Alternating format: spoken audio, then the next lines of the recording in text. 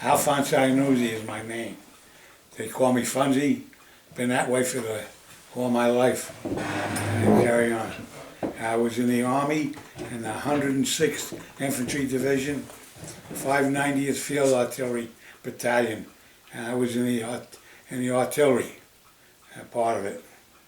And we had, what we were supposed to do, our job was to communicate between a forward observer, which is a guy up, he's by himself, up in the mountains or wherever, and with the guns. And what we did, we had a real good gun crew, guys in charge. We had reels, 7 reels of mile each of wire, communication wire. So we'd get that, and the guy, our sergeant, was smart. He had us do all the parts that before we went out and laid them down. So when we go for a mile, nearly a mile, the guy would drop out, that one of the guys, okay, drop out, and you go with them, and he's tying up the wires. And we used to do that, so we got to be pretty good at it. And that was a dangerous job. To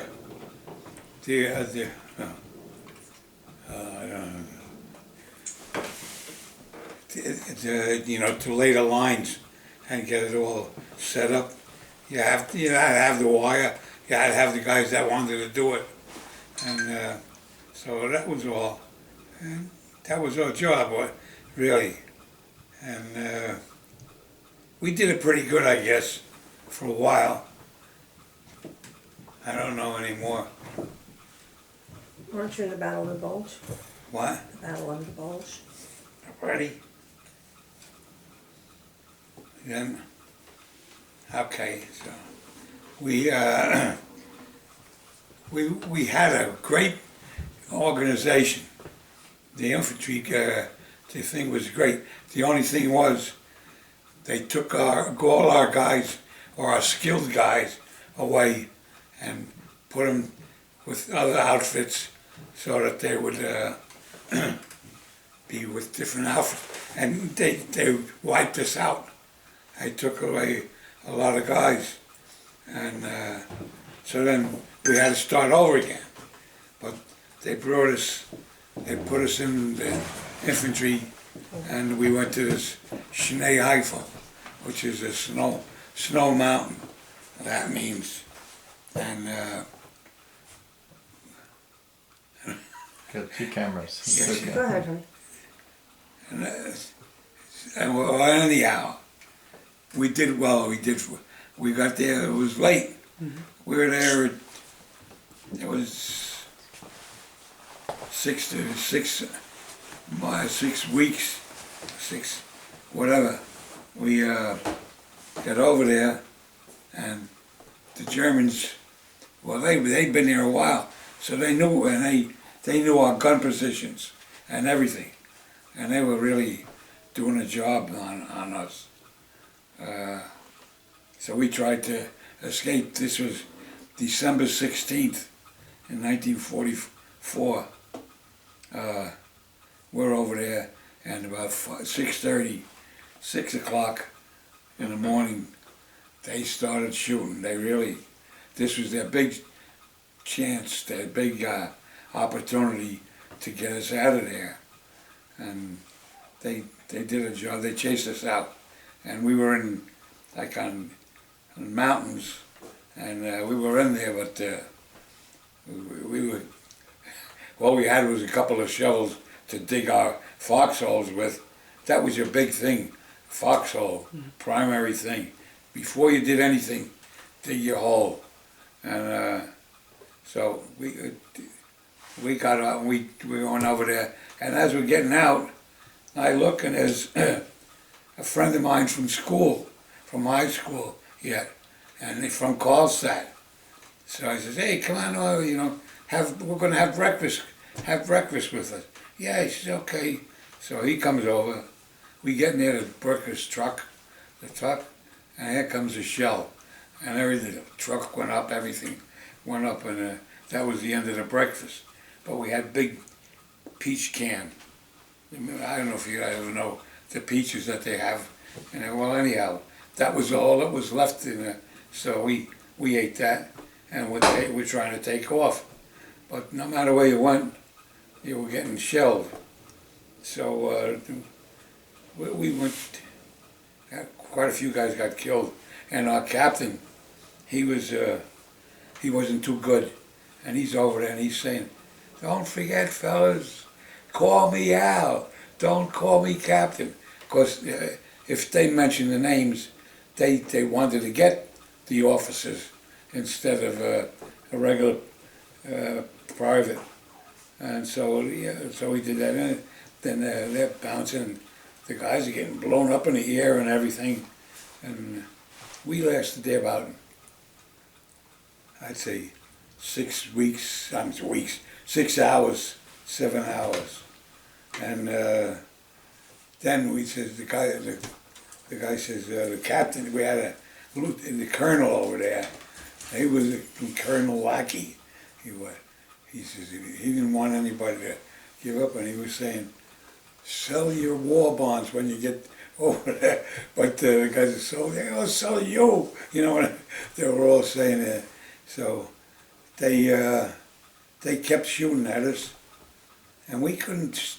For some reason, we didn't really have good locations on them guys, and so as we we're going there, they're getting worse, and the guys were really getting butchered. So we decided to give up, to surrender, and I tied my handkerchief on my carbine, waving it, and then we got up, and we got out, and as we're getting over there, one of the German guys, he says, yeah, boys, it's a long way to Tipperary," you know, and everybody, and they're picking up all our jewelry as they're doing this, you know, they're grabbing our watches, nail rings, the whole thing. Go ahead. Put your glasses on. Right? So, and then we gave up in every turn, and we got to them guys, we got by them. They just, like I say, they searched us, they got rid of us, all right, and then they're gonna walk us into town. It was a farm village over there, and this was in the evening already, and we got that, and we went in there, and they beat us up pretty good, but then they just gave us okay to walk around, and we didn't get anything to eat. This is all day. Then we went, and the next day we moved out again, and from then on, all we did was move to one camp to another. Then we went to their camps, their prison camps, and they were nothing really. And we're over there, and the guy says, "All right, we're going to eat now." Okay, so we go, and it was like snowy, and real dewy and everything. And the guys, we were captured over there, and we're walking, and it's all muddy and everything. And I was like a jerk. I was on the bottom tier for the thing. So when they came by, and they getting in them, in the bunks, all the dirt is coming down into the food. And we're trying to eat it, and you could taste the grit like and the whole thing. But then they kept walking us, and we were on trains too. So we're on a train. They wouldn't come to unlock the doors. They kept us in there, and they used to call these things 40s and 8s. 40 and 8. That was and they were. That's how big they were. They weren't that big, and you got in there, and everybody was crushed in there, and they took care. they didn't give us any food. We didn't eat for 2 or 3 days the first time. And but they didn't really treat us bad, but they didn't treat us good. They but then again, the guys that were dying, like you had a lot of guys were weak, and they're trying to walk, and they couldn't walk any. If they couldn't walk, they died. Of course, the guys would come and shoot them, and get over there. So you didn't want to show that you were weak, right? And you got over. And then they got older guys to watch over us, the old mages or something they were called, and they were tricky with they really had they wanted to shoot the people, and then we're over there, and the farmers, they used to cover their turnips and potatoes in the ground, and so when we got there, we go near the end of the row, and we dig over there, and take out the potatoes or the turnips or whatever. And one old guy, a German guy, he seen me doing it, and he come over, and he's banging me with the rifle. And so I got really annoyed with it. I picked up the rifle, and I turned it around, and I was going to shoot him, And I said, okay, you gotta run. So anyhow, my friend said, don't get out of here. Let me have to go. And he made me run. So I went way up to the beginning of the line, but they didn't see me and know it was me over there. And we got out of that one. That was Theo. And the scariest thing for us was the Air Force. They come over. They didn't know we were in there in the cars, and they'd come over and they would strafe them, and the things were locked. We couldn't get out, and they'd come down and they'd strafe us with putting guys' their legs over us and everything, shooting, and they got quite a few guys that way, killed them. But like I say, they didn't know that we were there. These were P-57s they had. So anyhow, so they about 2 or 3 times they did that. And I think how many days? About 3 or 4 days we were marching on the train. And that was the end of that guy. You got any questions? How did you finally were liberated from the camps? We were liberated by the Americans and the English soldiers. They came. In fact, the night before we were liberated, their captain, German captain, he was a good guy. Everybody recommended, said, leave him go. He was all right.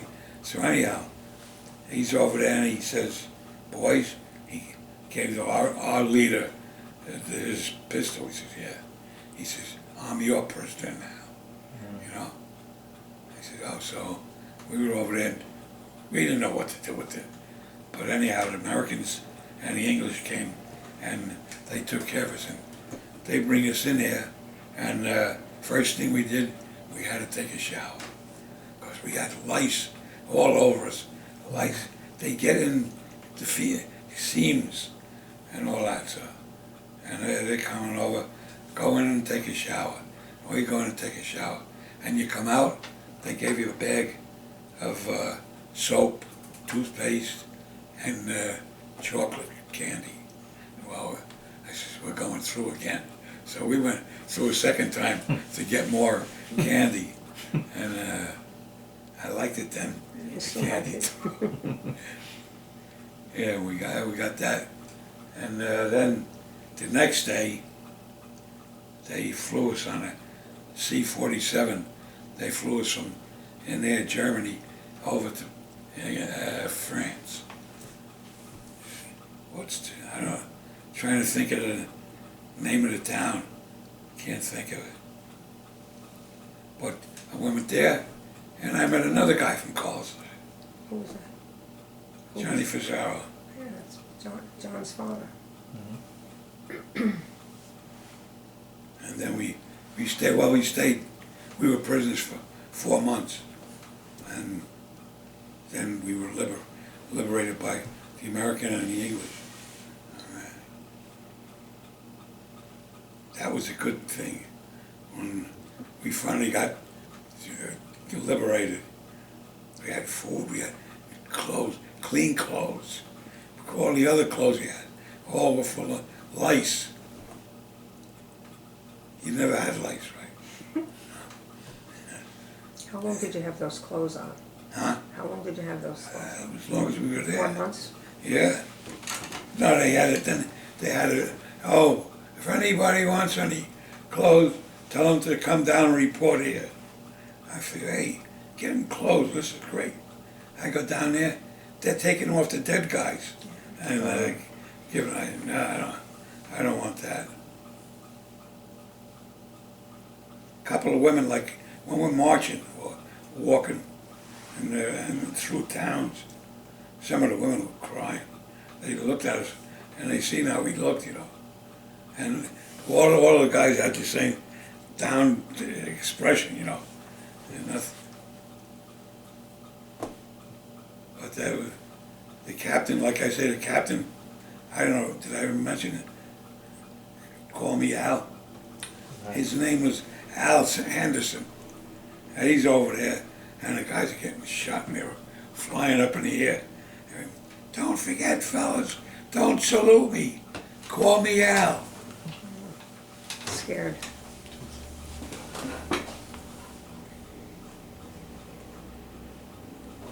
How many prisoners from town there was? From town, Carlsbad. and 8. 8 prisoners from Carlsbad. Not there. No. But just in general, in there were- Carlsbad, Yeah. that's a small Yeah. town to have so Yeah. many prisoners. To have 4, yeah, we had, it started with Tommy Caldwell, Jimmy Zimmerman, John Grady, Pizarro. huh? John Pizarro. Yeah, that was at the end. Oh. I ain't calling him yet. I'm trying to think. Vito. Philly Daniels, Vito. Vito, yeah.